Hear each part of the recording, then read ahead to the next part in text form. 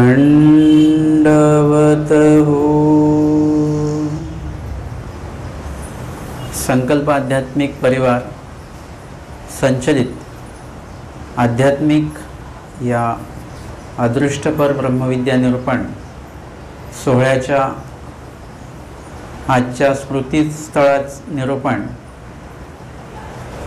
या निरूपणाचं 8वं सत्र आज आपण घेत आहोत। या 8व्या सत्रामध्ये आज आपण 112 क्रमांकाची स्मृती घेणार आहोत। अटन विनायके बासी अनुकूळी संभाषण करणे। अटनी विनायक बासी अनुकूळी संभाषण करणे म्हणजे अटनामध्ये विनायक बासांनी जो नित्यविधी निमित्तविधी सांगितलेला आहे, तर तो नित्यविधी करत असताना त्यामध्ये निमित्तविधी त्यांनी साधलेला आहे आणि तो कशा प्रकारे त्यांनी कुशळतेने अनुकूल संभाषण त्यांनी केलेलं आहे, म्हणजे चांगलं बोलणं त्यांनी केलेलं आहे, ते आपण बघणार आहोत। विनायक दाय ते भटोबासांचे शिष्य। विनायक दाय म्हणजे विनायक बास हे भटोबासांचे शिष्य होते। तयांचा ठाई अत्यंत वैराग्यनिष्ठता विरामू होता आणि त्यांच्या ठिकाणी अत्यंत वैराग्यनिष्ठता आणि विराम होता। वैराग्यनिष्ठता म्हणजे वैराग्यता होती आणि विरामू होता म्हणजे एकदम वैराग्यता विरमलेलं त्यांचं सगळं चित्त होतं। दोघांनाही बोलव बाहेर। आणि ज्ञान आहे, वैराग्य आहे आणि भक्ती आहे। ज्ञानसुद्धा आहे आणि ज्ञान असल्याशिवाय ते वैराग्य जे आहे ते ज्ञान असल्याशिवाय वैराग्य काही उपयोगाचं नाही असं स्वामी सांगतात। म्हणजे कुठल्याही कार्याला ज्ञानाची जोड असणं गरजेचं आहे। ज्ञान नसेल तर ते कार्य जे आहे ते थोडंसं कुठेतरी वेगळ्या दिशेला जाऊ शकतं, त्याच्यामध्ये सोक्ती येऊ शकते, त्याच्यामध्ये अन्यथा ज्ञान येऊ शकतं, त्याच्यामध्ये अज्ञान येऊ शकतं। परंतु जर का ज्ञान असेल, जसं आता भिक्षा आहे, भिक्षा मागणे म्हणजे काय आहे की अशी झोळी घ्यायची आणि जाऊन भिक्षा म्हणायचं, ते भिक्षा वाढतात ते घ्यायचं येऊन खायचं, म्हणजे एवढं सोपं प्रोसिजर आहे। परंतु त्या भिक्षा विधीचं सुद्धा ज्ञान आहे। भिक्षेला कधी जायचं, कसं जायचं, गावातनं जाताना ज्या रस्त्याने गेले त्या रस्त्याने परत यायचं नाही, एका घरासमोर किती वेळ उभं राहायचं, कुठल्या घरी भिक्षा मागायची, कुठल्या घरी भिक्षा नाही मागायची, पण मागायच्या घरी जरी गेलात परंतु तिथे काय दिसल्यानंतर मग तिथलं ते भिक्षाविधी टाळायची, हे सगळ्या गोष्टींचं एक ज्ञान आहे। भिक्षाविधी इतका सोपा विधी आहे पण त्याचं पण ज्ञान आहे। ते ज्ञान असल्याविषयी भिक्षा मागू नये, नाहीतर तुम्ही भिक्षा मागायला जाल आणि त्याच्यामध्ये काहीतरी चुकी होईल तर ते सुद्धा होता कामा नये। म्हणजे एखादं घर आहे तिथे तुम्ही भिक्षा मागायला गेलात आणि तिथे जर का तुम्हाला काही कोंबडी बकरं वगैरे बांधलेलं दिसलं किंवा कोंबडी इकडे तिकडे पळताना दिसली की समजायचं हे हिंसक घर आहे, तिथे भिक्षा मागू नये, किंवा तिथे काहीतरी भांडण चालू आहे तिथे भिक्षा मागू नये। म्हणजे ते ज्ञान असणं गरजेचं आहे। वैराग्य तर असलंच पाहिजे, पण ते वैराग्य जे आहे त्या वैराग्याला ज्ञानाची जोड असणं गरजेचं आहे।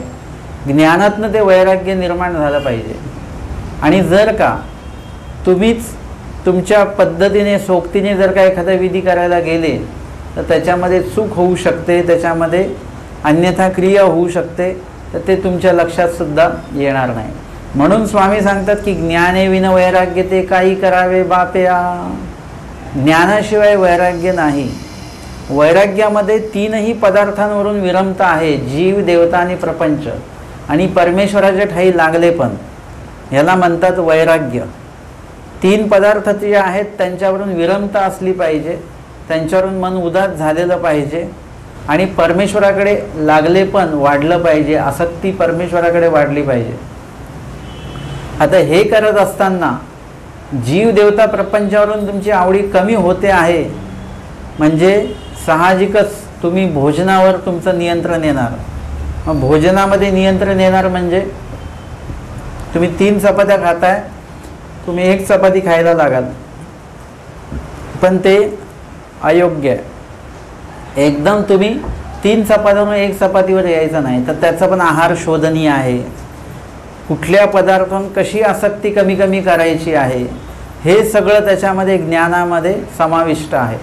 आणि म्हणून विनायक बासांना ज्ञानसुद्धा आहे आणि सोबतच वैराग्य निष्ठता विरामू, म्हणजे वैराग्यावर एक निष्ठ आहेत ते, आणि विराम म्हणजे 3ही पदार्थांवरून विरमले पण आहे, चित्त विरमलेलं आहे, उदास आहे चित्त, त्याच्याविषयी एवढं लागले पण नाही, पदार्थांविषयी लागले पण नाही आहे, कपड्यांविषयी लागले पण नाही आहे, कुठल्याही देवाव्यतिरिक्त कुठल्याही गोष्टीमध्ये त्यांचं लागले पण नाही आहे. एकुदिसी ते भटोबासा पुसोनी आटनासी निघाले. आणि एक दिवशी हे भटोबासांना विचारून आटनाला निघालेले आहेत. तेव्हा आटन विशेषे एका मार्गीच्या अनुकळाच्या घरा भिक्षे गेले. तेव्हा आटन विशेषे म्हणजे खास आटनामध्येच चालत असताना एका मार्गीच्या अनुकूळाच्या म्हणजे एक अनुकूळ वासनिक त्यांच्या घरी हे गेलेले आहेत. तया ते पडताळले आणि त्यांना पडताळलं म्हणजे त्यांची विचारपूस करायला, त्यांची चौकशी करायला, कारण की ते वासनिक आहेत, निके वासनिक आहेत आणि परिस्थितीने थोडेसे कमकुवत आहेत. आणि म्हणून या माध्यमातनं काय होतं की ज्यांची परिस्थिती कमकुवत असते ते लोक इकडे तिकडे लगेच वळतात. एखादं जर का देवाकडे काही म्हणजे एरवी आयुष्यामध्ये जगत असताना जर का त्यांचं काही नुकसान झालं, काही काम झालं नाही की ते लगेच देव सोडून दुसरा मार्ग निवडतात. ज्योतिष, अजून काही बाकीचं असेल, तंत्र मंत्र, याकडे ते वळतात. आणि ह्याची शक्यता जास्त असते की ते इकडे तिकडे धर्म सोडून इकडे तिकडे जाण्याची शक्यता अधिक असते. आणि म्हणून अशा लोकांना खास करून पडताळावं लागतं. जे कोणी सतत आजारी असणारे लोक आहेत त्यांना कोणीतरी सांगतं की बाबा तुम्हाला कुठेच गुण येत नाही तर अमक्या अमक्या ठिकाणी चला. मग तो माणूस अमका फक्त ते एक पाणी देतो प्यायला, ते पिलं की तुम्ही चांगलं होऊन जा. मग ते आपण पण जातो की एकदाच तर जायचं आहे, पाणीच तर फक्त प्यायचं आहे आणि परत बाकी आपलं धर्म तर सोडायचंच नाही आपल्याला. म्हणून आपण तिथे जातो आणि ते प्राशन करतो. अर्थातच ते काहीतरी देवता जनित देवता पूजनयुक्त जर का ते काही पाणी असेल आणि ते तुम्ही पिलात तर ते तुमच्या शरीरामध्ये गेलं. म्हणजे एखाद्या कोरोनावाल्या माणसाला आपण एकदा तरी जाऊन भेटू का, गळाभेट घेऊ का त्याची? एकदाच तर भेटायचं आहे. परंतु एकदाच भेटल्यानंतर जे काही आतमध्ये येणारे व्हायरस ते तुमचं आयुष्य संपवू शकतं. तसं हा विकल्पाचा व्हायरस अशाच पद्धतीचा आहे की तो अशा छोट्या मोठ्या गोष्टीतनं असं येतो. मग तुमच्याकडे त्या खड्यांच्या अंगठ्या असतील तर त्याच्यातनं सुद्धा तो येतो. खड्यांची अंगठी घातल्याने तुमच्या आयुष्यात बदल होतो की नाही बदल? मग तुमच्या धर्मामध्ये पण बदल होऊ शकतो सहजपणे. तुम्हाला त्याची सवय लागणार की अंगठी घातली की माझं काम होतं. मग हळूहळू तुम्ही काय होणार, अंगठीवर डिपेंड होणार सगळं काय. म्हणजे या ठिकाणी ही शक्यता जास्त असते. जे लोक आजारी असतात, ज्या लोकांची जी परिस्थिती आहे कमकुवत असेल, गरीब असतील, मग अशा लोकांना कोणीतरी पैसे कमवण्याचा उपाय असं काहीतरी वेगळं सांगतात आणि मग त्यांचं धर्मावरून जाण्याची शक्यता खूप असते. म्हणून अशा लोकांना पडताळणे हे एक दृष्टिकोन आहे. आणि अशाही परिस्थितीमध्ये जे धर्म आचरण करून धर्म टिकवून ठेवलेला आहे ज्यांनी, त्या व्यक्तींना तर आवर्जून भेटलं पाहिजे, कारण की ते जास्त चांगल्या प्रकारे स्मरण करत असतात. ज्यांची परिस्थिती खराब आहे ते लोक उलट जास्त चांगल्या प्रकारे देवधर्म करत असतात. ते उलट आवडीपूर्वक ते करत असतात. आणि ते देवधर्म करणारे लोक धर्म सोडत नाहीत किंवा धर्म सोडलेला नाही याही परिस्थितीमध्ये त्यांनी. म्हणून त्यांचं एक विशेष कौतुक असतं पंथाला की म्हणजे परिस्थिती एवढी खराब आहे परंतु कधी अन्य देवतेला शरण गेले नाहीत, कधीही आपला देव सोडून कुठेही ते इकडे तिकडे गेले नाहीत, कोणाला शरण गेले नाहीत. म्हणजे अशा प्रकारे खराब परिस्थितीमध्ये सुद्धा धर्म टिकवून ठेवला. मग अशा व्यक्तीला तर आवर्जून भेटलं पाहिजे. म्हणून सुद्धा हे पडताळणे म्हणजे विचारपूस करण्यासाठी ते गेलेले आहेत. तव तो गावी नाही, आणि तो ज्या व्यक्तींकडे गेले तो घरातला जो पुरुष व्यक्ती आहे ते व्यक्ती नाही आहे तिथे, ते कुठेतरी गावाला गेलेले होते. त्यांची जी स्त्री होती ती घरी होती. तियेसी नेसाव्या नाही, आणि यांनी बघितलं की तिच्या अंगावर धड कपडेसुद्धा नाही आहेत. मळके तर आहेच आहे, पण ते फाटकेसुद्धा आहेत, जीर्ण वस्त्र एकदम.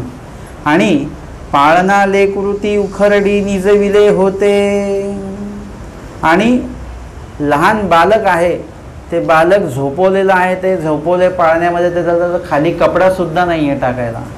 म्हणजे स्वतःच्या अंगावर घ्यायला कपडा तर नाहीच, पण त्या बालकाच्या खाली टाकण्यासुद्धासाठी कपडा त्यांच्याकडे नाही आहे. असंच त्याला झोपवलेलं आहे. तेही रडत होते, आणि ते बालक रडत होते. काहीसेनी बुझावेना. आता हे तिथे पोहोचले त्या घरी, आणि ते बालक रडतं आहे. कधी पण असं असतं की मुलगा जर का रडत असेल आणि कोणी पाहुणे आले तर आई सगळ्यात पहिले काय करते, त्या मुलाला गप्प करण्याचा प्रयत्न करते. तिला कसं तरी वाटतं की पाहुणे आलेत आणि मुलगा रडतोय, मग ती गप्प करते आहे, काही खेळवते त्याला. परंतु काहीसेनी बुझावे ना, म्हणजे तो शांत बसे ना. कारण की त्याला काय आहे की त्याला खाली काहीतरी कपडा पाहिजे, त्याला थंड लागतं आहे वगैरे, किंवा टोचत असेल काही, त्याला काहीतरी जाड गादी पाहिजे, काही कपडा पाहिजे, आणि त्याच्यामुळे तो रडतो आहे. तव तिया विनायक बासा ते देखिले, आणि तेवढ्यात तिने विनायक बासांना बघितलं, हे आलेले आहेत. आणि तैसेची फाटकेनी वस्त्रेसी दंडवत केले. रडण्याला मुलाला तिथे सोडून त्या फाटक्या कपड्यानिशीच तिने येऊन आधी काय केलेलं आहे, दंडवत केलेलं आहे. महानुभाव पंथाच्या या आपल्या विधी आचरण्यामध्ये महत्त्वाचा विधी काय आहे, दंडवत. एकमेकांना ओळखल्या जातात दंडवताने. तर तिथे परिस्थिती काय आहे, ती परिस्थितीचं भान बाजूला ठेवून या बाईंनी आधी काय केलेलं, विनायक बासांना आधी दंडवत केलेलं आहे.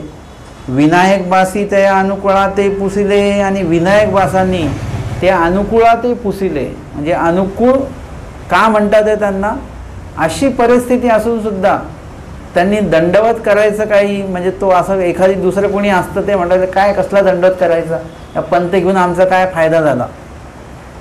फायदा आत्ता नाही होणार आहे, फायदा नंतर होणार आहे. आणि आत्ता फायदा नकोच आहे आपल्याला, आपल्याला नंतरच फायदा पाहिजे की नाही. आपण FD करतो तर आत्ताच्या फायद्यासाठी करतो का, नंतरच्याच फायद्यासाठी. पेन्शन नंतरच्याच फायद्यासाठी असते, खूपशा गोष्टी नंतरच्याच फायद्यासाठी असतात, लगेच त्याचा उपयोग आपण घेत नसतो. तुम्ही जी काय अंगणात झाडं लावतात त्याचा उपयोगही नंतरच असतो, की लगेच काय लावल्या उद्या लगेच काही फळ येत नाही त्याला. खूपशा गोष्टी अशाच आहेत. तसं धर्मसुद्धा आहे, तर धर्म तुम्हाला आत्ता लगेच फायदा देणार नाही, आणि जगातली कुठलीच गोष्ट तुम्हाला लगेच आत्ता फायदा देत नाही, लगेच नाही देत. अशी काही औषध ती खाल्ली की माणसाचं लगेच वजन वाढतं.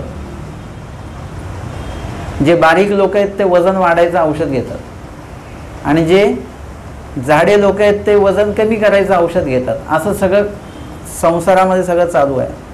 तर दोन्ही गोष्टी आहेत. औषध खाल्लं की लगेच माणूस जाड होतो, औषध खाल्लं की लगेच माणूस बारीक होतो.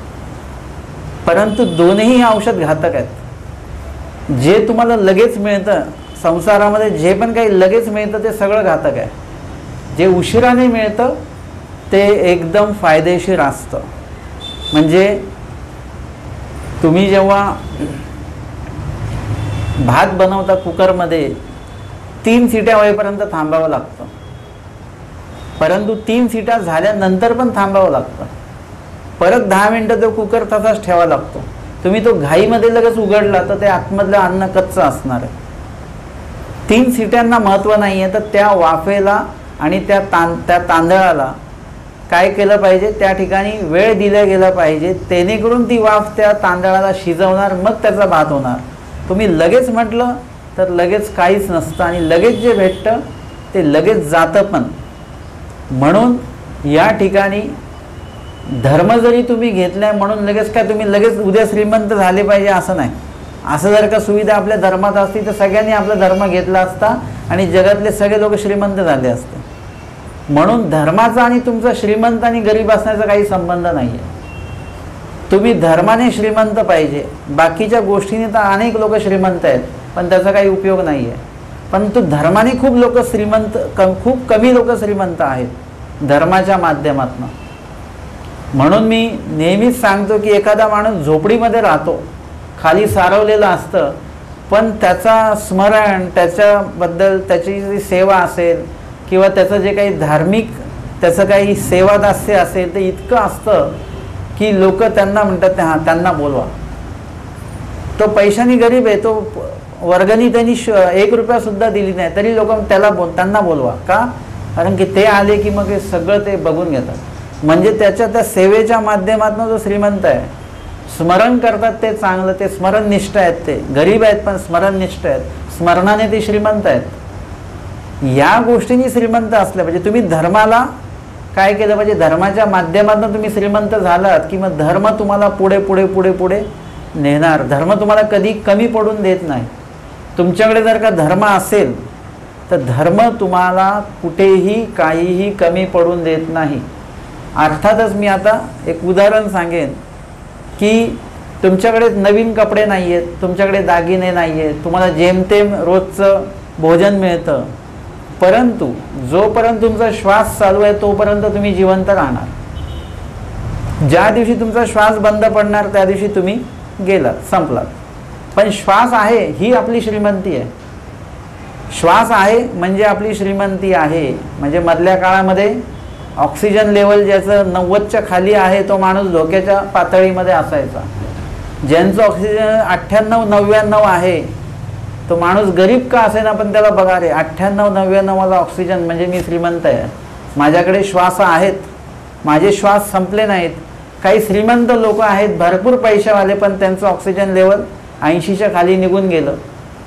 पैसा असून काय उपयोग, पैशाची श्रीमंती काही कामाची नाही. ऑक्सिजनची श्रीमंती, श्वासाची श्रीमंती महत्त्वाची. तसं या ठिकाणी आमच्यासाठी आमचा श्वास म्हणजे आमचा धर्म. जोपर्यंत तुमच्याकडे धर्म आहे तोपर्यंत तुम्ही श्रीमंत आहात. ज्या दिवशी तुमच्यातला धर्म संपला गेले म्हणजे आपल्याला कितीतरी लोकांमधनं आपल्याला निवडून या धर्मामध्ये स्वामींनी घेतलेलं आहे, ही आमची श्रीमंती आहे. आणि म्हणून यांच्याकडे सुद्धा ती श्रीमंती आहे. फाटकं वस्त्र आहे, मळीन वस्त्र आहे, परिस्थिती खराब आहे, परंतु धर्माच्या माध्यमातून ही व्यक्ती श्रीमंत आहे. नाही तर बहुतांश असे असतं की महिला वर्ग जास्त वैतागतात, कधी पुरुष वर्ग वैतागतात आणि ते धर्म सोडून देतात. काही लोक देवपूजा करायची बंद करून टाकतात, काही लोक देवपूजा फेकून सुद्धा देतात, टाकून देतात. खूप वेगवेगळ्या प्रकारचे लोक आहेत. काही लोक देवपूजा देऊन टाकतात, दुसऱ्याला देऊन टाकतात, आमच्याच्याने होणार नाही असं असतं. काही लोकांच्या घरातले जो धर्मवान व्यक्ती आहे तो जर का मेला तर त्याच्या घरचे लोक त्यांच्या घरात असे सगळी पुस्तकं मंदिरात नेऊन देतात किंवा हे आमच्या काही कामाची नाही, आता ही ठेवून द्या. कधी कधी त्याच्यामध्ये लीळाचरित्र असतं, महत्त्वाची पुस्तकं असतात. मग असं लक्षात येतं की ही व्यक्ती, जी गेली व्यक्ती ती धर्मवान होती, ती श्रीमंत होती, तिच्याकडे महानुभावा ब्रह्मविद्येची पुस्तकं होती, ही श्रीमंती आहे त्यांच्याकडे. तुम्ही कुठल्याही गरीब माणसाकडे जा पण त्यांच्या कपाटात जर का पुस्तकं असतील वैचारिक पातळीची वगैरे तर त्यांच्याकडे जाणारे लोक म्हणतात अरे हे वाचक आहे, तुम्हाला वाचनाची आवड आहे का? ते म्हणतात हो. आपण वा चांगलं आहे, आम्हाला वाचायला वेळ मिळत नाही किंवा वाचायची आवड नाही आहे, परंतु हे पुस्तकं वाचतात. पुस्तकं असणं ही एक तुमची श्रीमंती आहे. तर अशा पद्धतीने आपल्या घरी आपल्या अंतरामध्ये धर्माची श्रीमंती असणं खूप महत्त्वाचं आहे. ती श्रीमंती यांच्याकडे आहे. म्हणून विनायक बास यांच्यासारखी एक वैराग्यनिष्ठ व्यक्ती त्यांच्याकडे जातात. आणि नेहमीच आपण लीळाचरित्रामध्ये बघितलं की कुणाचं काहीतरी होतं आणि त्यावेळी बाईसा विनंती करते देवाला की देवा बटोबास आणि नाथोबा त्यांची चुकी काय आहे ते तरी सांगा, त्यांना आतमध्ये तर घ्या, त्यांना बाहेर ठेवून करायचं काय. मग स्वामी त्यांच्या विनंतीला मान देतात आणि मग त्यांना आतमध्ये घेतात. म्हणजे बाईसांनी विनंती केली म्हणून, म्हणजे बाईसांचं लक्ष आहे त्यांच्याकडे. त्याच्यानंतर अजून काही लीळा आहेत ज्याच्यामध्ये महादाईचा आपुलंबद्दल सांगते. म्हणजे कुणीतरी असे ईश्वर साधक आहेत, त्यांचं त्यांच्यावर लक्ष असल्यामुळे परमेश्वराला काय करावं लागलं, त्यांना माफ करावं लागलं, त्यांना शिक्षा पण देऊन त्यांचा दोष नासावा लागला. असं परमेश्वराचे कोणतरी साधक, अधिकर्ण, आचरणनिष्ठ, नित्यविधी निमित्तविधी आचरणारे, स्मरणनिष्ठ, वासनिक यांचं लक्ष आपल्यावर असणं गरजेचं आहे. त्यांचं जर का लक्ष आपल्याकडे असेल तर नक्कीच काय होईल की ते काही ना काही येऊन आपल्या वाईट परिस्थितीमध्ये आपल्याला काहीतरी धर्म सांगून जातील. आपली परिस्थिती खराब आहे काहीतरी आणि त्याच्यामध्ये काय करावं आपल्याला सुचत नाही, सगळे डॉक्टर झाले, सगळं झालं. मग अशा वेळेला जर का अशी व्यक्ती, कोणी धर्मवान व्यक्ती तुमच्या संपर्कात आली तर ते सांगतील असं करा, तुम्ही रोज देवाला विडा ठेवून द्या आणि रोज 5 गाठ्या स्मरण करा. मग आपण म्हणतो अरे हे तर मला स्फुरलंच नाही. मग ते स्मरण करायला सुरुवात केल्यानंतर हळूहळू हळूहळू काहीतरी फरक त्याच्यामध्ये पडत असतो. ते एखाद्या वेळेस सांगतील असं करा की तुम्ही स्थानवंदन करायला जात जा, कारण तुम्ही याच कर्मामध्ये राहताय, थोडं तिकडे जा, म्हणजे दैवलाठीची कणवसुद्धा वाढवा थोडीशी. स्थानवंदन करायला जा. तिकडे गेल्यानंतर नुसतं स्थानवंदन होत नाही तर लीळाचिंतन होतं. नुसतं एवढंच होत नाही तर वासनिक भेटतात, साधू भेटतात, त्यांना दंडवत होतो, काही धर्म वार्ता होते, त्याच्यामुळे तुमची कणव वाढते आणि त्याच्यामुळे काय होतं की तुमचं दैवपैकीचं श्रीमंती वाढल्यानंतर थोडं कर्मपैकीचं जे दुःख वगैरे ते कुठेतरी विसरल्या जातं किंवा ते नासल्या जातं. त्या तुमच्या धावपळीमध्ये तुम्ही जे सेवादास्य करतात, कर्म सेवादास्य केल्यामुळे काय होतं, कर्माचा नाश होतो. आपल्याला काय वाटतं खेटी केल्यामुळे मला फायदा झाला, पण खेटी केल्यामुळे काय, नुसतं इथून उठलात आणि सिन्नरला गेलात, तिथून उठलात परत घरी आलात, ही खेट नसते. तुम्ही स्मरण करत करत जा, स्मरण करत करत या. तिथे जे साधू संत सगळे भेटतील, आवर्जून दंडवत करा, लीळाचिंतन करा, तिथे स्मरण करा, तिथे काही सेवा असेल ती करा. त्याच्यामुळे तुमचे कर्म नासणार आणि मग ते कर्म नासले सेवादास्यामुळे आणि परत योग्यता पण वाढणार. याच्यामुळे म्हणून आपण म्हणतो की स्थानाला गेल्यापासून माझं दुःख कमी झालं, म्हणजे तुम्ही तिथे सेवादास्य केलं म्हणून. म्हणजे हे असा विधी होणं गरजेचं आहे. म्हणून धर्मवान व्यक्ती आपल्या कुठेतरी संपर्कात असणं गरजेचं आहे. कुणीतरी मला भेटले, त्यांना अनुसरण घ्यायचं होतं. खूप दिवसापासून ते म्हणाले की मला अनुसरण घ्यायचं, सगळं आता आटोपलेलं आहे, मुलांची लग्न ते वेल सेटल झाले, पण मिस्टर काही सोडत नाहीत की ते म्हणतात नाही दीक्षा नाही घ्यायची. दीक्षा काय करायचं, मला माझे मिस्टर अडथळा ठरतात.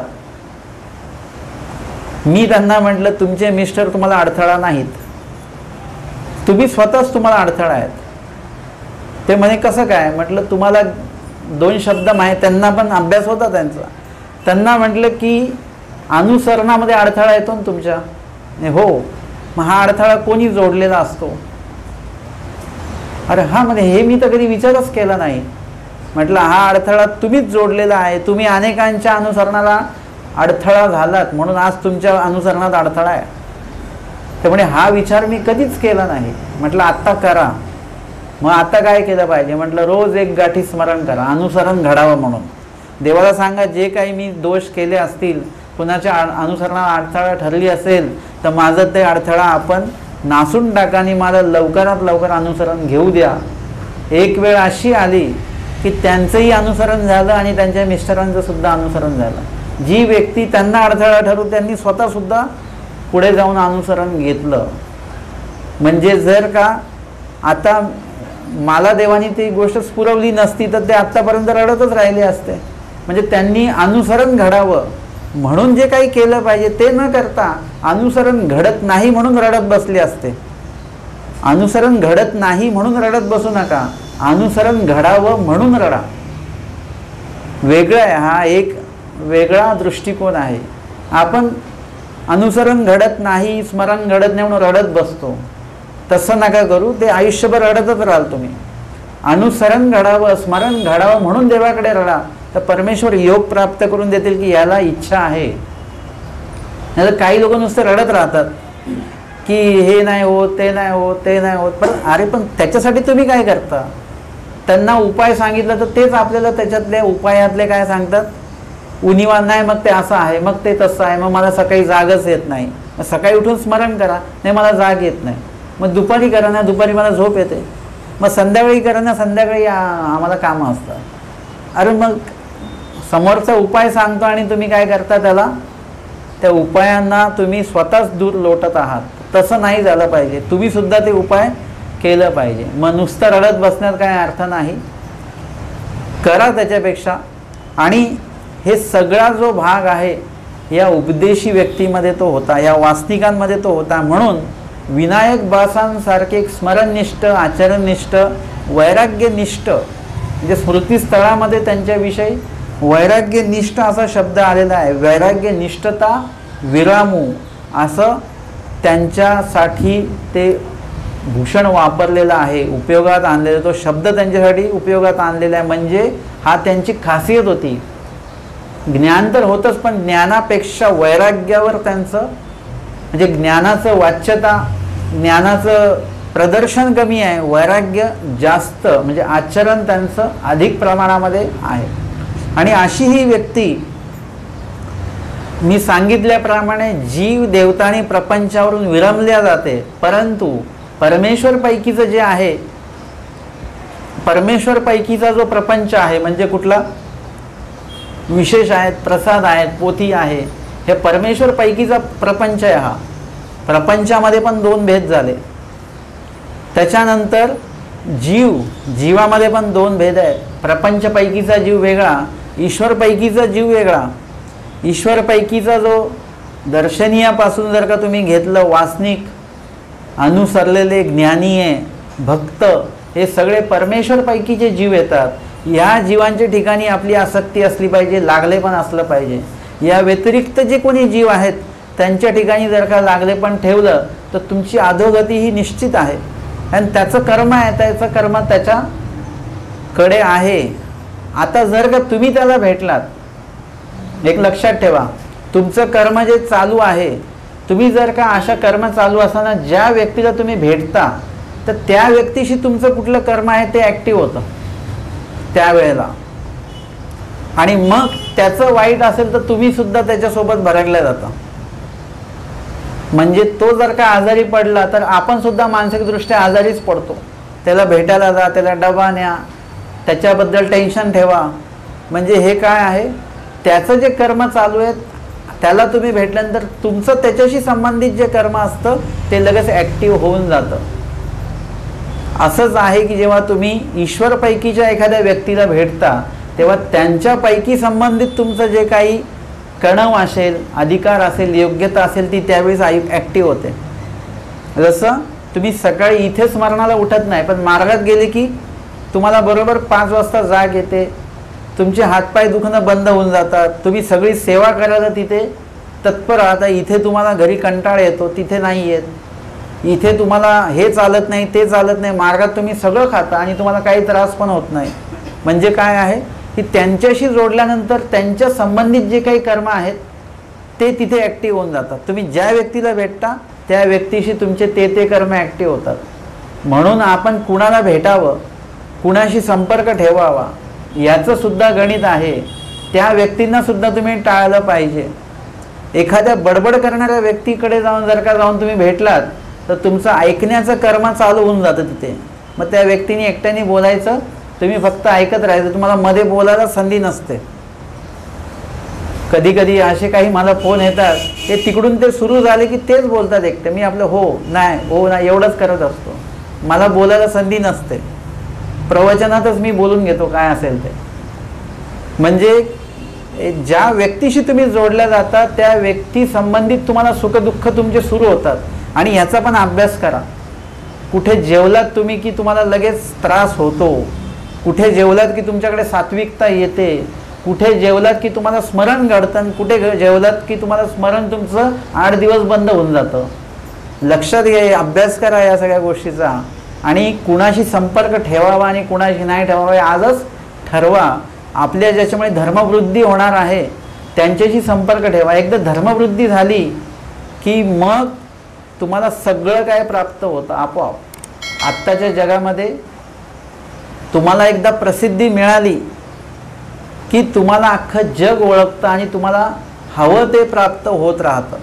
आणि म्हणून या ठिकाणी जेव्हा हे वैराग्यनिष्ठ असे विनायकबाज त्यांच्याशी भेटतात त्यावेळेस काय होणार आहे, त्यांचं धर्म तर चालूच आहे ते वासनिकांचं, परंतु ह्यांच्या भेटीमुळे अजून काय होणार आहे, अजून त्यांच्यातला धर्म जो आहे तो पुन्हा वाढवृद्धीला लागेल. पुन्हा त्यांना आता आल्यानंतर यांना दंडवत घडला, काहीतरी ते दोन गोष्टी सांगतील की काही जरी झालं तर देवाला विसरू नका, स्मरण करा, लीळा आठवा, शास्त्र चर्चा करा. म्हणजे असं परत ते सांगतील त्यांना. आणि परत असं सांगितल्यानंतर अजून त्यांची धर्मवृद्धी होईल, अजून ते धर्माच्या बाबतीमध्ये अजून दृढ होतील. एखाद्या आजारी माणसाला आपण भेटल्यानंतर त्याला जर का म्हटलं काय घाबरू नका, तुम्ही लगेच लवकर सांगलं ना, डॉक्टरांनी आत्ताच सांगितलं, खोटं बोलायचं असतं कधी कधी. आणि मग त्या व्यक्तीला वाटतं की अरे मी चांगला होणार, कारण की तो झोपलेला असतो, त्याला वाटतं की मी चांगला होईल की नाही होईल. पण कोणीतरी भेटून त्याला म्हणतं तुम्ही लवकर चांगले व्हाल, मग त्याला वाटतं की मी होईल चांगला, हे म्हणतात ना म्हणजे मी होईल. आपण जातो आणि म्हणतो आमच्याकडे असंच एकाला काल झालं आणि तो मेला, ते आजारी माणसाला जाऊन आपण असं सांगतो. त्याचे हाय नाही ते ऑक्सिजन पण संपून जातं आणि तो असं होतं बरं का. आमच्या त्या आजींना मागे जसं कानातनं नाकातनं रक्त येत होतं, ब्लड प्रेशर त्यांचं हाय झालेलं, नेमकं शुक्रवारच होतं. लोक पोथीला येऊन मला 2-4 लोकांनी असं सांगितलं आमच्याकडे पण असं झालं तर एक माणूस मेला आजीच्या समोरच. तुम्ही आलेत कशासाठी, तुम्ही बोलताय काय, असं नाही करायचं कधी पण. एखाद्या व्यक्तीचं पाठांतर होत नसतील वचनं तर तुम्ही काय म्हणणार, तुमचे पाठ नाही होत का, माझे पण होत नाही, कोणाचेच होत नाही वचनं पाठ, असं नाही करायचं. त्यांना सांगायचं की पाठ होतील हळूहळू, माझी पण पाठ होत नव्हते पण मी सुरुवात केली, माझे 2-2 वचनं पाठ व्हायला लागले, 3-3 वचनं पाठ व्हायला लागले, आता माझे पाठ होतात, असं सांगा त्याला. तुमची वचनं पाठ नसतील तरी सांगा, तर त्याला वाटेल की ह्यांची पाठ होतात का, मग माझी पण होतील. किंवा असतं की ह्यांची पाठ झाली का मग माझी पण झालीच पाहिजेत वचनं पाठ. अशा पद्धतीने त्याला काय करा, त्याची जी काही वृत्ती आहे, त्याची काही दृढता आहे ती वाढवण्याचं काम करा, खचवण्याचं काम करू नका. विनायकबाज जे गेलेले आहेत ते ह्याच्यासाठीच गेलेले आहेत की त्यांचं धर्म कुठेतरी कमकुवत होत असेल किंवा झाला असेल की होणार असेल, आता जाऊन परत भेटायचं आणि परत 2 गोष्टी सांगितल्या, निरूपण केलं की परत ते धर्मावर दृढ होतात की नाही नाही देवाचं लक्ष आहे. विनायकबाज आलेत, देवानी कोणतरी आपली व्यक्ती पाठवली आमचा धर्म पडताळण्यासाठी, आमची विचारपूस करण्यासाठी, म्हणजे देवाचं आमच्यावर लक्ष आहे. जसं मी आता विचार करत होतो, 2.5-3 महिने होत आले आमचं ॲक्वागार्डचं कोणी आलंच नाही. आत्ता तो पोरगा आला बरोबर. म्हणजे ऑनलाईन सगळं ते बरोबर असतं. आपलं जर का करार केलेला असेल तर बरोबर तो माणूस त्या वेळेला येतो आणि ते कार्य करून जातो. तसं तुम्ही परमेश्वराच्या ह्याच्यामध्ये ऑनलाईन रकान्यामध्ये असाल बरोबर, स्मरण करून देवधर्म करून, परमेश्वराचं लक्ष असतं. तुमचं जिथे नुकसान होणार आहे तिथे परमेश्वर आपली व्यक्ती पाठवतात, तुमचं नुकसान घडू देत नाहीत. तुम्ही खचले असाल तर तिकडे तुम्हाला उचलण्याचा, तुम्हाला उभं करण्यासाठी एक माणूस परमेश्वर त्या ठिकाणी पाठवतात आणि तुमचं एकदम व्यवस्थापन त्या ठिकाणी करून देतात. खूप वेळा असं होतं की स्थानवंदन करायला गेलो आणि 2-4 रस्ते असे निघाले, तिथे रस्त्याला एकही माणूस नाही, तर विचारायचं कोणाला, पांचाळेश्वरला रस्ता जातो कुठला माहितीच नाही आपल्याला, कोणीच नाही तिथे. आणि तेवढ्यामध्ये कोणतरी माणूस तिथे उपस्थित होतो आणि तो सांगतो कुठे पांचाळेश्वरला चालले का, मग हा रस्त्याने जा पुढे. मग लगेच आपण म्हणतो की एकही माणूस नव्हता तिथे, कोण माणूस कुठून आला काय आला आणि त्यावेळेला त्यांनी आम्हाला रस्ता सांगितला म्हणून आम्हाला रस्ता मिळाला, तर आम्ही भटकलो असतो. तो माणूस पाठवला कोणी, तो व्यक्ती देवाने पाठवला. जसं विनायकबासांना पाठवलं तसं आपल्या जीवनामध्ये सुद्धा अनेक व्यक्ती आपल्याला भेटतात जे आपल्याला धर्माचं योग्य मार्गदर्शन करत असतात. तो देवानी पाठवलेली ती व्यक्ती असते, तो देवाचा मनोधर्म आहे, देवाची ती प्रसन्नता आहे. आणि म्हणून आमच्या काही धर्मभगिनी संन्यासी हे आटनादी क्रमे निघाल्या आणि मग दोघी चौघी होते आणि ते जाताना अशी त्यांना अमक्या अमक्या गावाला जायचं होतं. आता जेव्हा आटणारी क्रमे जातं ते का हायवेनी आटण नसतं, ते मधल्या रस्त्याने वगैरे असं चालणं असतं. मग आता जाता जाता 2 रस्ते लागले, तर 2 रस्त्यांपैकी कुठला रस्ता ते अमक्या गावाला जातो माहितीच नाही. कोणाला विचारावं तर त्यासाठी ते बसून राहिले तिकडे 10 मिनटं. कोणी येतील मग विचारू, शेतात कोणी नाही, काय करायचं, आणि गावाला तर त्या जायचं आहे आपल्याला. थांबले कुणीच नाही. तेवढा तिथे एक कुत्रा तिथे आला आणि तो कुत्रा मग इकडे तिकडे त्यांच्या अवतीभोवती हे करून तो कुत्रा मग निघाला रस्त्याने एका. मग ह्यांच्यात काय बोलणं झालं की आपल्याला निरुद्देश आटण आहे, असं नाही की याच गावाला जायचं आहे की काय, कुठल्या तरी गावाला जायचं आहे. आपण असं करू, या कुत्र्याच्या मागे जाऊया आपण. आणि तो कुत्रा पण चालायला लागला रस्त्याने, हे त्याच्या मागे, आणि बरोबर ज्या गावाला जायचं त्याच गावाला पोहोचले. जर का दुसऱ्या रस्त्याने गेले असते दुसऱ्या गावाला पोहोचले असते. परंतु कधी कधी स्थान निर्देश आटण असतं, त्यावेळीस या स्थानावरून त्या स्थानाला असं असतं. तर ते सांगतात की काय असेल योगायोग की बरोबर ते श्वान चालायला लागलं आणि त्याच्या मागे आम्ही, तो थोडं अंतर गेलं तर आम्ही म्हटलं त्याच्या मागे जाऊया आणि बरोबर तिथे पोहोचले. अर्थातच तो देवाने तो कुत्रा पाठवला असातला भाग नाही, परंतु परमेश्वराने काहीतरी स्फूर्तवृत्त केली वगैरे वगैरे. तर हे काय आहे, परमेश्वर तुमचं व्यवस्थापन व्यवस्थित करत असतात. फक्त तुम्ही काय केलं पाहिजे, तुम्ही फक्त तयार असणं गरजेचं आहे. या ठिकाणी विनायक बास आले आणि मग त्यांनी विचारलं, तिया गावा गेला म्हणून सांगितले की यजमान कुठे गेले, यजमान कुठे गेले असं विचारलं. ते म्हणाले की ते गावाला गेलेले आहेत. हे लेकुरे का रडते, मग हा मुलगा का रडतोय बरं. तिया म्हणितले बाव उखरडी पाळणा असे म्हणून रडते, म्हणजे खाली कपडा नाही काय नाही, बिना कपड्याचा असा पाळण्यामध्ये ठेवलेला आहे म्हणून तो रडतो आहे. मग विनायक बासी तिये ते झोडीयेचे अन्न दिधले. मग विनायक बासांनी काय केलं, ते जे भिक्षा आणलेली होती त्या भिक्षा झोळीतलं अन्न त्यांना दिलं. म्हणजे त्यांचं भूक लागली असेल तर ती भूक तर त्यांची त्या पदार्थाच्या खाल्ल्याने जाणारच आहे, परंतु ते पवित्र असं भिक्षांना दिल्यामुळे काय होणार आहे, त्यांचा धर्म अजून दृढ होईल, त्यांची योग्यता अजून वाढेल. अशा प्रकारे ते अन्न त्यांना दिलं गेलं. आणि आपण्यापासून एक वस्त्र त्या लेकुरवा खाली घालविले. आणि त्यांच्याकडे वस्त्र होतं, त्यांच्या परोटलीमध्ये असेल ते वस्त्र त्यांनी काय केलेलं, त्यांच्या त्या झोळण्यामध्ये असेल ते वस्त्र त्यांनी काढलं आणि ते त्यांना दिलेलं आहे. आता ह्यांच्याकडे वस्त्र का आहे, एक तर यांचंच वस्त्र आहे की एक वस्त्र धुतलं की दुसरं वस्त्र घालायचं असं, म्हणून जेव्हा केव्हा ते धुतील तेव्हा, असं नाही एकदा आटणारी क्रमे निघाले की कधी आंघोळ होईल आणि कधी कपडे बदलणं होईल याचा काही नेम नाही. त्याच्यामध्ये विरमतायुक्त जर का आटण असेल तर मग कशाकडेच काही लक्ष नसतं, फक्त विधी करायचा बस एवढंच. आता दुसरं ह्याच्यासाठी वस्त्र असतं की चांगलं वस्त्र, की जर का आटणारी क्रमे दुसरे जर का आटण करणारे कोणी सम्रानिष्ठ व्यक्ती भेटले तर काय असतं की त्यांना आपल्याकडचं चांगलं वस्त्र त्यांना द्यायचं, त्यांचं जे मळीन वस्त्र आहे ते आपण घ्यायचं. फाळुंके पालटणे जो काही विधी आहे तो फाळुंके पालटण्याचा विधी करण्यासाठी म्हणून ते वस्त्र असावं.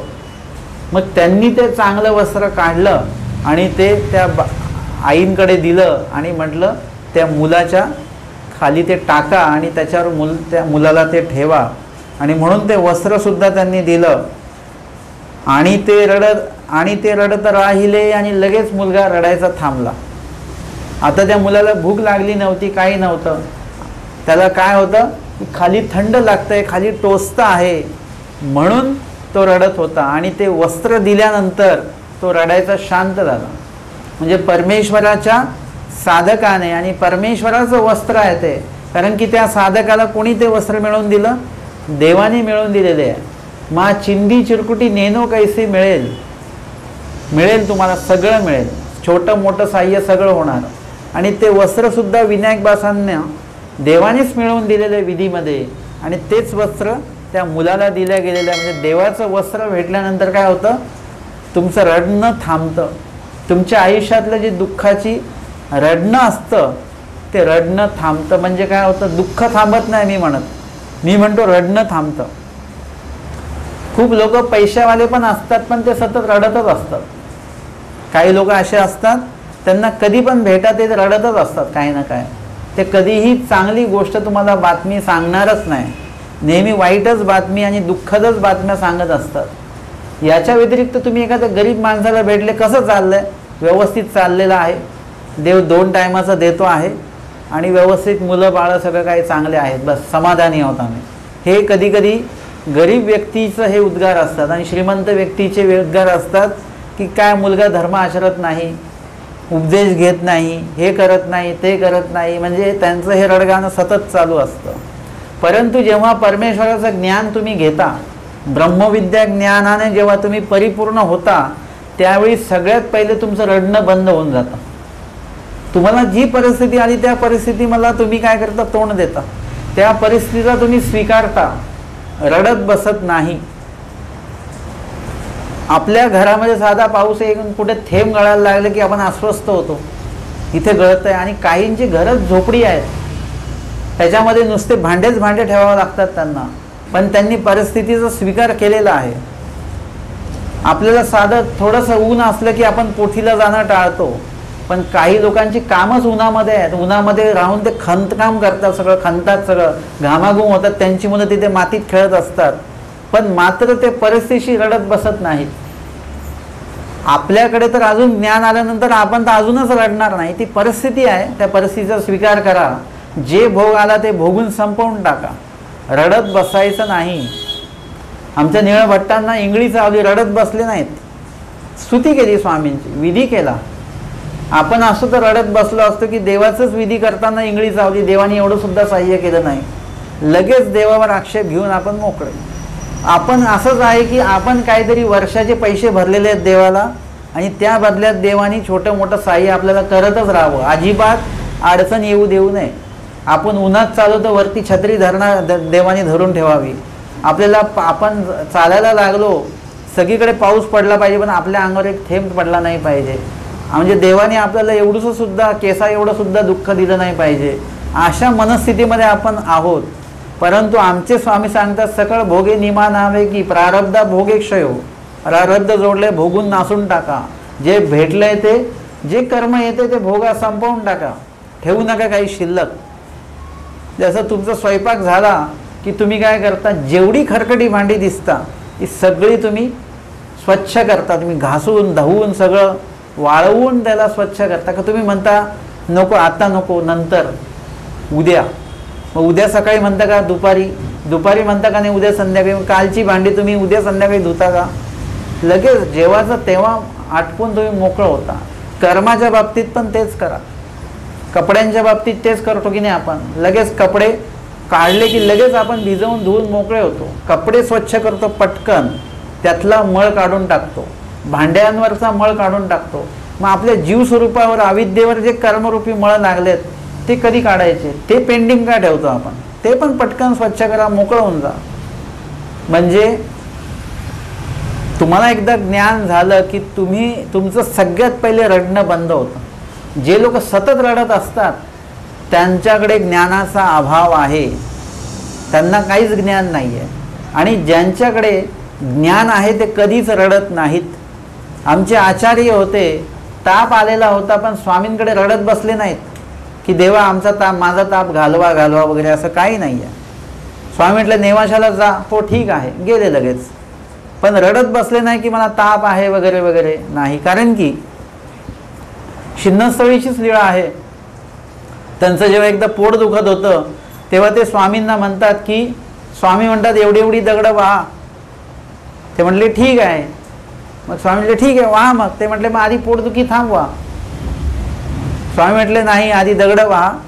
जसं एक एक दगड व्हाल तसं पोटदुखी तुमची कमी कमी कमी होत जाईल. त्या दिवशी भटोबासांच्या लक्षात आलं की सेवा दास्य केल्याने कर्माचा नाश होतो, त्यासाठी वेगळं देवाला पुन्हा पुन्हा विनंती करायची गरज नाही. आपण आपलं देवाचं करत राहायचं, परमेश्वर आपलं कार्य बरोबर करतात. नरक चुकविती परी परमेश्वर जाणतात, कर्म चुकविती परी परमेश्वर जाणतात. आणि स्वामी काही गप्प बसत नाही. धावविती पवविती झुंजविती उंचे टेके असते ते समस्तळ करविती, या परी एके कर्मे नासिती. अशातनं भरपूर कर्मांचा नाश परमेश्वर करवून घेतात. देव सगळं करतायत ना, आपल्याला काय करायचं, फक्त देवाने सांगितलेलंच फक्त तसं चालायचं, बाकी काही करायचं नाही. बाकी सगळं आद्यंती दैव, आदी आणि अंती सगळं परमेश्वर करतात. मधला जो आपला कर्तव्य तेवढा आपल्याला करायचा आहे. आणि म्हणून तुमच्याकडे एकदा ज्ञान आलं की तुम्ही कर्माला धरून जे रडत बसता की माझं तब्येत चांगली नाही, मग आमच्याकडे नोकरीच लागत नाही, पैसाच नाही, हेच नाही, तेच नाही, बरं सगळं आल्यानंतर पण मग परत शुगरच वाढली, मग ब्लड प्रेशरच वाढला, म्हणजे काय आहे, रडतच राहायचं शेवटी नाही. स्थित प्रज्ञता येते एकदा ब्रह्मविद्या आल्यानंतर. अर्जुन सगळ्यात आधी रडत होते. अर्जुन देव युद्धाला गेले, परंतु त्यांचं रडगाणं चालूच होतं. हे आहेत, ते आहेत, ते माझे नातलग आहेत. नातलगांचं निरसन केलं तर ते आमचे मग पितामह भीष्म आहेत, ते सगळ्यात ज्येष्ठ आहेत. ज्येष्ठांनी कनिष्ठांनी ज्येष्ठाला कसं काय हे करायचं त्याच्याबद्दलही समजवलं. पण ते गुरु पण आहेत, रक्ताच्या नातलगांचं ठीक आहे, पण गुरु आहेत ना, द्रोणाचार्य वगैरे हे ते सगळं, त्यांचंही निरसन चालू आहे. हळूहळू एक एक प्रश्न, एक एक रडगाणं चालू आहे. शेवटी देवाने विश्वरूप दाखवलं आणि दाखवून दिलं. आणि मग 18व्या अध्यायापर्यंत सगळ्या प्रश्नांची उत्तरं देवाने दिली एवढ्या युद्ध भूमीवर. आणि अर्जुन देवांना आमचे स्वामी सांगतात, सकळ सामुग्री या सामुग्रीवंत एक वांचून. अर्जुनाकडे काय नव्हतं, तुम्ही आता जे महाभारत बघितलं त्यातला अर्जुन आठवूच नका. तुम्ही ते अर्जुन इमॅजिन करा. म्हणजे सकळ सामुग्री, कुठली सामुग्री नाही अर्जुनाकडे. सगळं आपल्याला फक्त माहिती आहे की तो बाण चालवणारा होता, असं आपल्याला एवढं माहिती आहे. परंतु सगळे गुण संपन्न ते होते. म्हणजे जेव्हा ते त्या राजाकडे राहिले, म्हणजे त्यावेळेस प्रत्येकाने आपला वेश बदललेला. आणि त्यावेळेला अर्जुनाने नर्तिकेचा वेश घेतलेला. अर्जुन म्हणजे पुरुष व्यक्ती, धनुर्धारी अर्जुन. आणि पूर्ण जे काही भूमिका आहे ती स्त्रीच्या भूमिकेमध्येच जाऊन त्या स्त्रीसारखं बोलणं, नटणं, थटणं, चालणं, म्हणजे कुणाच्याही लक्षात नाही आलं की हे अर्जुन आहे म्हणून. म्हणजे इतकी भूमिका त्यांनी ती वठवलेली होती. सकळ सामुग्री या सामुग्रीवंत. पण आमचे स्वामी म्हणतात एक वांचून, म्हणजे जी ब्रह्मविद्या पाहिजे ती ब्रह्मविद्याच नाही.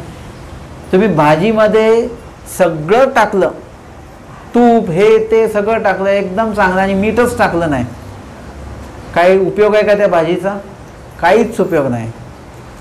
तुम्ही मीठ टाका, त्याच्यापेक्षा एखादं त्याच्यामध्ये काय तुम्ही एक्स्ट्रा टाकता भाजी, ती भाजी कमी टाका. परंतु मीठ जर का टाकलं तर तुम्हाला मग कशाची गरज नाही.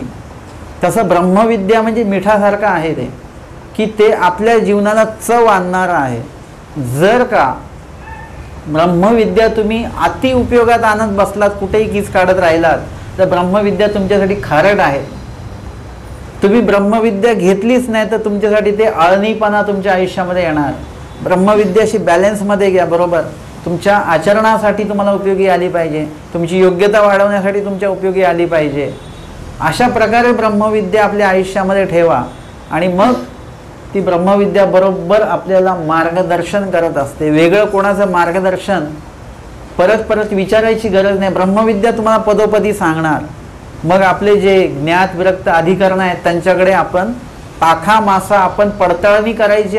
माझं आचरण असं असं चालू आहे, हे बरोबर आहे का, कुठे चुकतंय का, अशी पडताळणी त्यांच्याकडे केली पाहिजे. तर अशा प्रकारे ह्या ज्ञानाचा उपयोग अशा पद्धतीने आपल्या आयुष्यामध्ये होणं गरजेचं आहे. आणि म्हणून इथे त्यांनी जे वस्त्र दिलेलं आहे त्या वस्त्र दिल्यामुळे काय झालं, त्या मुलाचं रडणं थांबलं आणि ते निघाले. आणि ते तिथून निघाले, लगेच थांबले नाहीत तिथे. उरली भिक्षा केली, आणि जी काही भिक्षा मागत होते आणि तेव्हा आलेत, मग त्यांनी भिक्षेतलं अन्न त्यांना दिलं. मग ह्यांचा जो नियमित आहार आहे त्या आहारा एवढी भिक्षा त्यांनी जी उरली होती, मागायची होती 2 घरं, तर त्यांनी मागितले. गंगे जेविले भिक्षा मागवणी नदीच्या तेरी, म्हणजे जिथे पिण्याच्या पाण्याची व्यवस्था असेल तिथे जाऊन भोजन करायचं. गंगेकडे गेले, जेवले. ते भटोबासा ऐकिले, आणि कुणीतरी ते भटोबासांना सांगितलं यांच्या आटनामध्ये असं असं झालं हे. आणि यांनी त्या अनुकूलांकडे जाऊन त्यांची विचारपूस केली, त्यांना अन्न दिलं, भिक्षान्न दिलं, त्यांना वस्त्र दिलं, आणि त्यांची विचारपूस करून ते आलेले आहेत, काही धर्मनिरूपण करून ते आलेले आहेत. हे जेव्हा भटोबासांच्या कानावर पडलं, अवघा गुरु भावंडी ऐकिले, आणि सर्व गुरुकुळांनी 500 गुरुकुळांनी त्यांच्या त्या कर्तृत्वाबद्दल ऐकलं. अवघ्या आश्चर्य झाले, भट्टोबास तोखले, सगळ्यांना आश्चर्य वाटलं की बघा म्हणजे परमेश्वर कसं एखाद्या जीवाशी भेट घडवून देतात आणि त्याचा धर्म दृढ करतात. आणि भट्टोबास पण तोखले की विनायक बासांनी जे केलं ते एकदम धर्मयुक्त केलं आणि एकदम चांगलं केलं. असंच काय केलं पाहिजे. आता ह्याला सुद्धा वचनाचं प्रमाण आहे. विनायक बासांनी जे केलं ते त्यांच्या मनाने नाही केलं, याला सुद्धा वचनाचं प्रमाण आहे. धर्माधर दीजे, एक धर्माधर दीजे म्हणजे एका धर्मवान व्यक्तीने दुसऱ्या व्यक्तीच्या धर्माला आधार द्यावा, धार्मिक दृष्ट्या त्याला आधार द्यावा आणि त्याचा धर्म दृढ करावा. एखादा धर्म आचरणारा व्यक्ती कुठेतरी अडचणीत असेल तर ह्या धर्म आचरणाऱ्या व्यक्तीने जाऊन त्याला मदत करावी, विचारपूस करावी, सहाय्यता करावी, अजून त्यांना धर्म सांगावा, ज्ञान सांगावं, विधी सांगावा. हे आहे धर्माधर दीजे. आणि प्रेमोपायापैकी हा एक उपाय आहे. तुम्ही एखाद्या व्यक्तीला धर्मापासून जाणाऱ्या व्यक्तीला जर का तुम्ही परत धर्मावर आणलं तो हा खूप मोठा प्रेमाचा उपाय आहे आणि तो आपल्याला आपल्या आयुष्यामध्ये घडवायचा आहे. आजच्या या स्मृतिस्थळ निरूपणाच्या 8व्या सत्रामध्ये आपण आज या ठिकाणी स्मृतिस्थळाची 112 क्रमांकाची स्मृती घेतली. आटनी विनायक बासी अनुकूळी संभाषण करणे. दंडवत हो.